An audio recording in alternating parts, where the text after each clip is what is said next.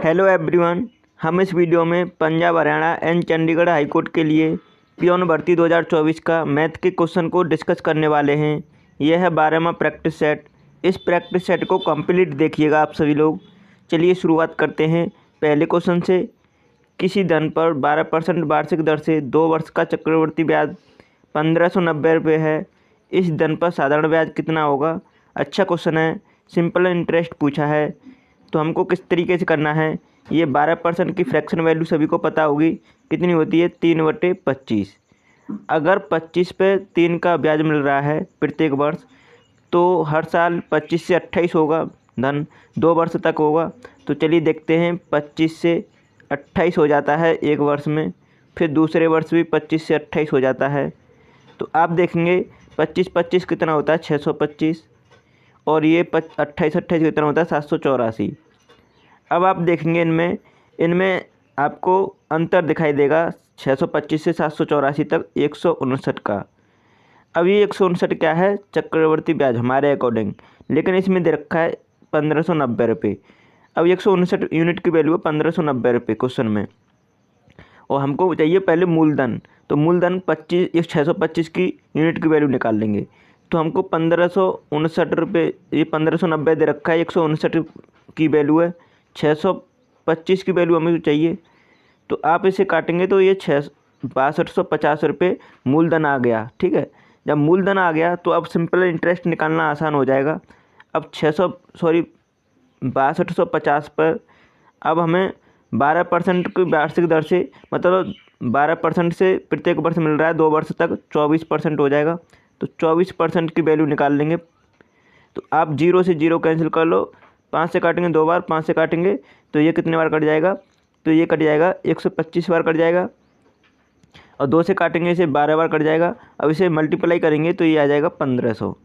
तो 1500 रुपये simple interest आएगा, जो कि करेक्ट आंसर है क्वेश्चन में, बी ऑप्शन। इस तरीके से क्वेश्चन को करना था, अच्छा क्वेश्चन था। अब दूसरे क्वेश्चन को देखेंगे, सभी सॉल्व करेंगे। आप भी प्रत्येक क्वेश्चन का सॉल्यूशन तुरंत कमेंट में दें। एक भूखंड की लंबाई तथा चौड़ाई का अनुपात दे रखा है क्रमशः 3:2 है। यदि इसकी चौड़ाई और लंबाई में 40 मीटर कम है, मतलब इसमें बोला है इसकी चौड़ाई है जो लंबाई से 40 मीटर कम हो, तो भूखंड की परिमिति मतलब परिमाप कितना होगा, ये आपको बताना है, पेरीमीटर।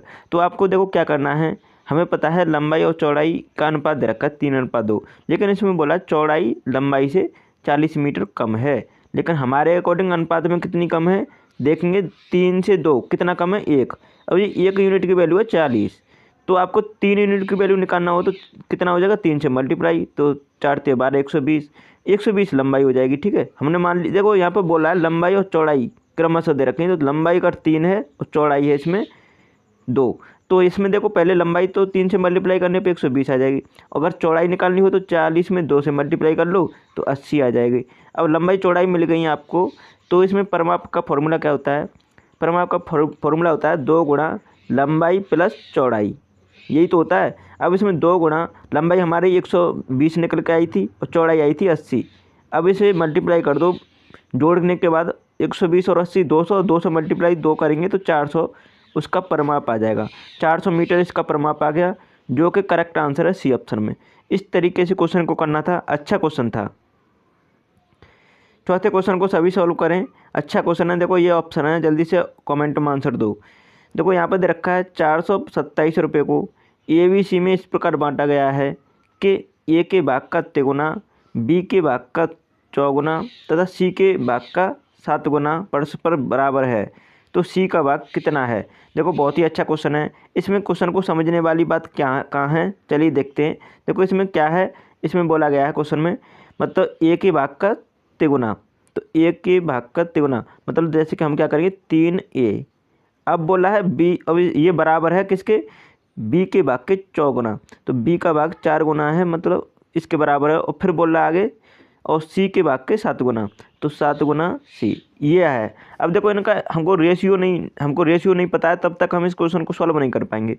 तो रेशियो किस तरह से निकालते हैं, इस तरह से, इस टाइप की, मतलब रेशियो, मतलब इस टाइप से हम रेशियो कैसे कन्वर्ट करेंगे इसे। तो हम देखो रेशियो करेंगे, अगर ए का निकालना है तो बी और सी का मल्टीप्लाई करेंगे, तो ए का निकालने के लिए बी और सी का मल्टीप्लाई करने पे कितना आएगा, 4 सत्ते 28। तो ए का आ जाएगा 28 और बी का निकालना है तो ए और सी का मल्टीप्लाई करना होगा।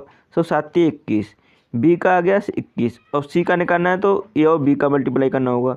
4 × 12। तो देखो ए बी सी का रेशियो आ गया। मैं आपको दोबारा से लिखता हूँ, ए बी और सी का रेशियो कितना आ गया, 28 रेशियो 21 रेशियो 12, ये आ गया। ठीक है, अब आपको ये दे रखा है 427, मतलब ये तीनों को हिस्सा है, तीनों का जोड़ने पर हिस्सा है। 28 12 और 21 को जोड़ेंगे ना तो ये होता है कितना, 61। ये 61 यूनिट की वैल्यू है 427।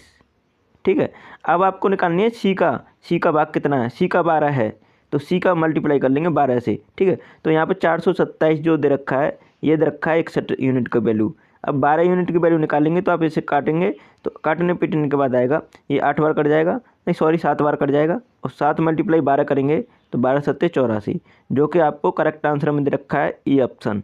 इस तरीके से क्वेश्चन को करना था, अच्छा क्वेश्चन था, आशा करता हूँ समझ में आ रहा होगा। चौथे क्वेश्चन को सभी सॉल्व करें। किस धन पर 10% वार्षिक दर से दूसरे वर्ष का चक्रवृद्धि ब्याज 132 रुपये होगा। तो मतलब इसमें देखो दूसरे वर्ष की बोला गया है, तो हमें पता है कि 10% की फ्रैक्शन वैल्यू आप सभी जानते हैं, मतलब पूरा टोटल नहीं पूछा है, दूसरे वर्ष का दे रखा है 132 रुपये। तो देखो हमें 10% की फ्रैक्शन वैल्यू पता है 1/10 होती है। ठीक है, अब मान लीजिए 1/10 तो 10 से 1 मतलब बढ़ेगी तो 11 हो जा रही है, मतलब 10 से बढ़ के 11 हो जा रही है कोई भी वैल्यू। तो चलिए देखते हैं।